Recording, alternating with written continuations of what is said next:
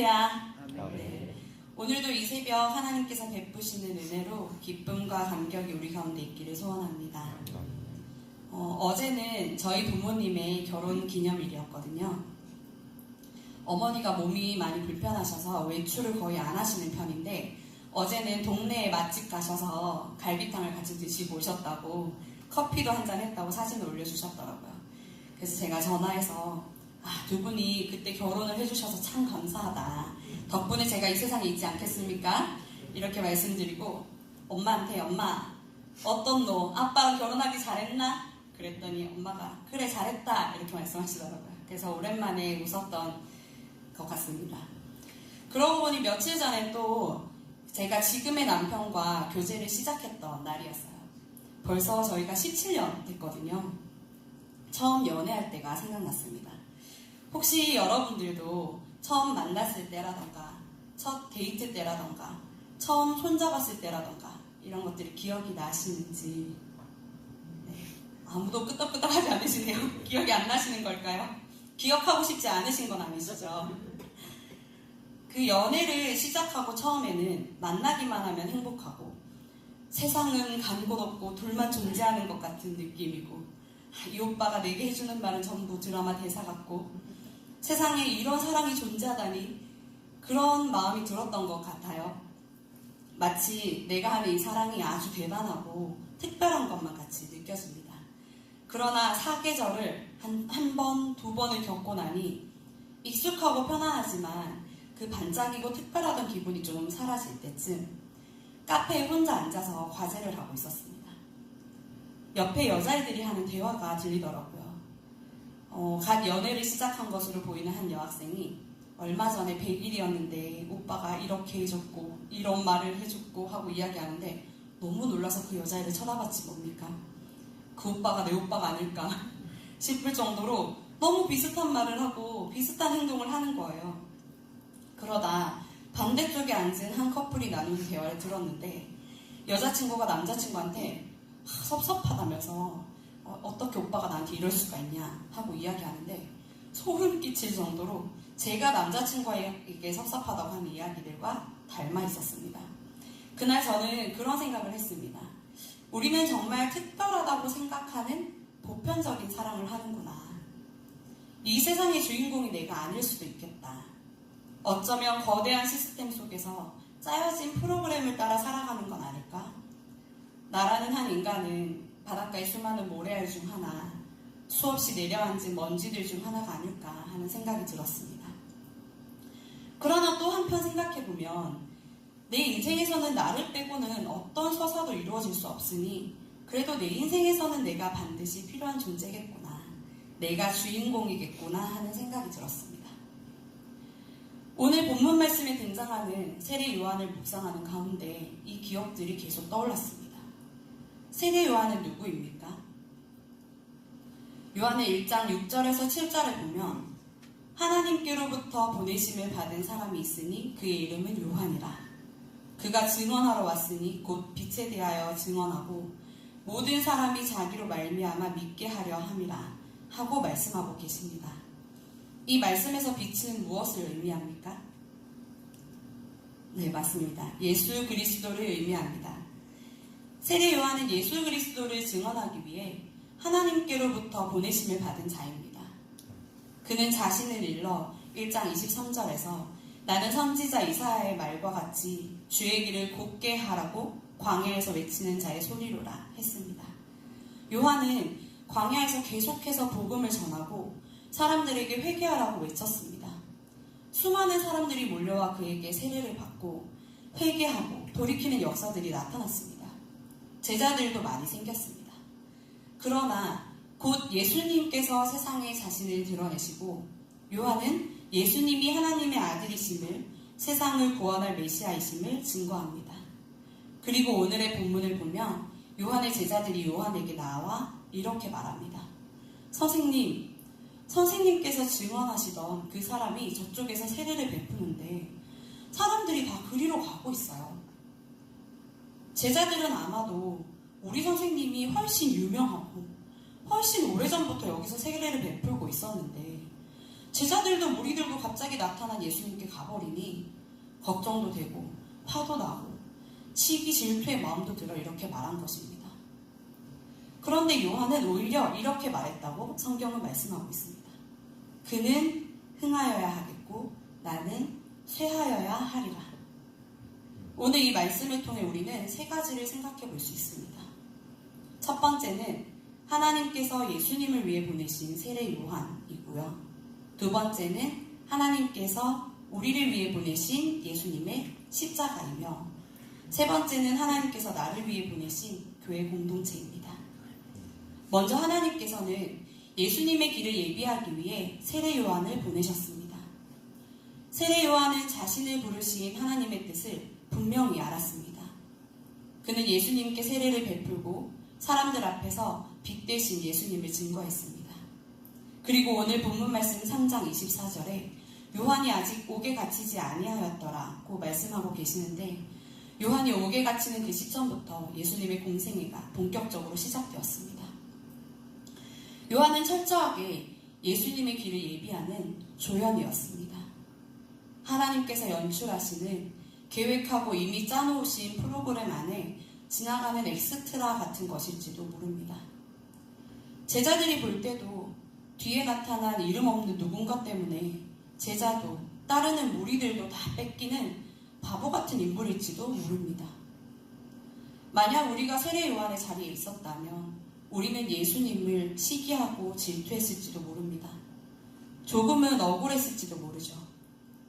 옥에 갇히고 나중에 목숨까지 잃게 되었을 때 왜 나는 이 정도로 끔찍한 스토리의 조연일까 하고 실망했을지도 모릅니다. 그러나 세례 요한은 그렇지 않았습니다. 그는 자신이 주인공이 아님을 너무나도 잘 알고 있었습니다. 자신이 맡은 역할이 무엇인지 너무나도 잘 알고 있었습니다. 그는 분통을 터뜨리는 제자들 앞에서 내가 그의 앞에 보내심을 받은 자라고 한 것을 증언할 자가 너희이지 않니? 신부를 얻는 것은 신랑이지만 신랑의 음성을 듣는 친구가 크게 기뻐하듯 나는 예수님께서 구원을 베푸시고 사람들이 회개하며 예수님께 돌아가는 것 때문에 기쁨이 충만하단다 하고 말했습니다. 하나님께서 맡겨주신 사명에 철저히 순종하며 그 역할을 완수하였을 때 세례 요한은 더 이상 예수님의 길을 예비하는 한낱 들러리가 아니었습니다. 성경은 그를 뭐라고 합니까? 마태복음 11장 11절에서는 여자가 낳은 자 중에 세례 요한보다 큰 이가 일어남이 없도다 라고 말씀하십니다. 그는 하나님의 거대한 구원의 계획 안에서 하나의 조각 같아 보였으나 그가 하나님께서 주신 사명이 무엇인지 온전히 깨닫고 그 사명을 끝까지 다하였을 때 하나님께서는 예수님이 오시는 그 길에 꼭 필요한, 반드시 있어야 하는 주인공으로 그를 사용하시고 세우셨습니다. 그렇다면 두 번째로 하나님께서 우리를 위해 보내신 예수님의 십자가를 생각해 봅시다. 세례 요한은 예수님을 향하여 이렇게 외쳤다고 성경은 말씀하고 있습니다. 1장 29절입니다.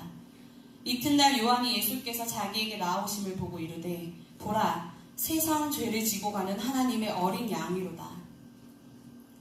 하나님께서는 거대한 구원의 방법으로 예수님을 이 땅에 보내셨습니다. 세상 모든 죄를 지고 가는 하나님의 어린 양으로서 이 땅에 보내셨습니다. 예수님의 십자가는 세상 모든 사람들의 과거와 현재와 미래의 모든 죄를 사하시는 대단히 거대한 사건입니다. 그러나 그 거대한 십자가가 지극히 작은 우리 각 개인에게, 나에게 흘러들어왔습니다. 바울은 갈라디아서 2장 20절에서 이렇게 고백합니다. 내가 그리스도와 함께 십자가에 못 박혔나니 그런즉 이제는 내가 사는 것이 아니요 오직 내 안에 그리스도께서 사시는 것이라. 이제 내가 육체 가운데 사는 것은 나를 사랑하사 나를 위하여 자기 자신을 버리신 하나님의 아들을 믿는 믿음 안에서 사는 것이라. 아멘. 세상의 한 톨의 모래, 하나의 먼지 같은 우리를 위해 하나님이신 예수님이 찾아오셨습니다. 하나님이 세상을 이처럼 사랑하사 독생자를 주셨는데 그 사건이 바로 이 작은 나를 위함임을 기억하시는 저와 여러분이 되시길 소원합니다. 거대한 세상 속에서 엑스트라 일 정도로 보이는 나일지 모르나 하나님께서 분명한 목적을 가지고 구원하시고 허락하신 나의 삶, 나의 생명임을 깨닫고 우리가 그 사명을 끝까지 완수한다면, 물론 그 일을 이루시는 분도 하나님이심을 기억하며 충성을 다하며, 여자가 낳은 자 중에 세례요한보다 큰 자가 없으나 지극히 작은 자라도 천국에서는 그보다 크다 하신 말씀처럼 우리는 하나님 앞에 귀한 자녀로, 맡겨주신 나의 사명에서는 주인공으로 착하고 충성된 종이라 일컬음을 받을 것임을 믿습니다. 그러니 마지막으로 하나님께서 저와 여러분 각자를 위해 허락해 주신 교회 공동체를 생각해 봅시다. 세례 요한의 제자들과 달리 세례 요한은 예수님의 사역이 커지는 것을 시기하지 않았습니다. 오히려 기뻐했습니다. 우리에게도 이러한 마음이 필요합니다. 어떤 누군가는 나보다 더 은혜 받는 것 같고, 어떤 누군가는 나보다 다른 성도들과 목사님께 더 사랑받고 인정받는 것 같고, 어떤 누군가는 더 중요한 자리에서 쓰임받는 것 같고, 어떤 누군가는 나보다 더 빠른 속도로 성장하는 것 같을 때 우리는 어떻게 반응합니까? 비교와 시기, 열등감과 초조함, 이런 감정들이 올라와 교회를 어지럽히고 무엇보다 나를 들러리처럼 여겨지게 하고 나의 마음을 괴롭게 만듭니다.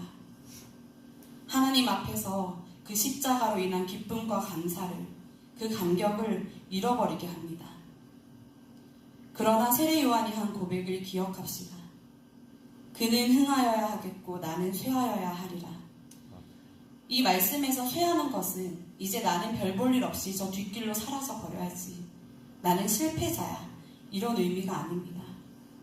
다른 사람의 잘됨을 빌어주고 나는 그저 망해버리겠다는 의미가 아닙니다. 하나님께서는 각 사람에게 그 인생만이 감당할 수 있는 사명의 자리와 때를 허락하셨습니다. 그러니 그때의 그 자리에서 충성하여 맡겨주신 사명을 잘 감당하고 결국에는 예수 그리스도만이 드러나는, 하나님께 영광 올려드리는 삶을 살아내는 것이 우리가 할 일이고, 다른 성도들에게는 그들에게 맡겨주신 그들이 주인공인 사명과 그 때가 있는 것임을 기억해야 합니다. 그리고 가끔은 연약하여 쓰러지고 낙심될 때에 하나님께서 주신 사랑하는 교회 공동체가 분명 나를 일으키고 내게 허락된 사명을 끝까지 완수하도록 돕는 것을 보게 될 것이라 믿습니다. 예수님의 오시는 길을 예비하고 그분의 흥함을 기뻐하였던 세례 요한처럼 우리도 우리에게 허락하신 이 교회 공동체의 모든 지체들이 예수님이 다시 오실 그날까지 함께 지어져가고 서로가 성장함을 기뻐함으로 하나님께서 주시는 크신 은혜와 복을 누리는 저와 여러분 되시기를 소원합니다. 말씀을 마무리하겠습니다. 우리는 아주 작고 부족한 존재입니다. 마치 하나님이 지으신 세상 모든 만물 중에서 가장 보잘것없는 존재 같습니다. 그러나 하나님은 이 세상을 사랑하사 독생자를 주셨지만 동시에 나를 위해 아들을 주사 나를 구원해 주셨습니다.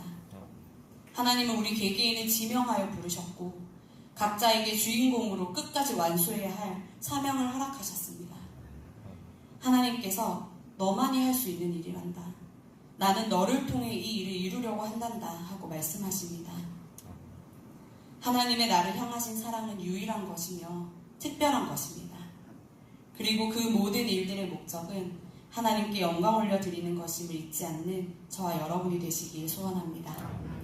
그래서 예수님이 내 삶에서 흥하실 때, 그리고 예수님이 내 옆에 성도의 삶에서 흥하실 때, 예수님이 우리 교회를 통하여 흥하실 때 우리는 오히려 들러리나 조연이 아닌 제 자리를 찾아 제 역할을 감당하는 주인공이 되는 것임을 믿으시는 저와 여러분이 되시기를 소원합니다.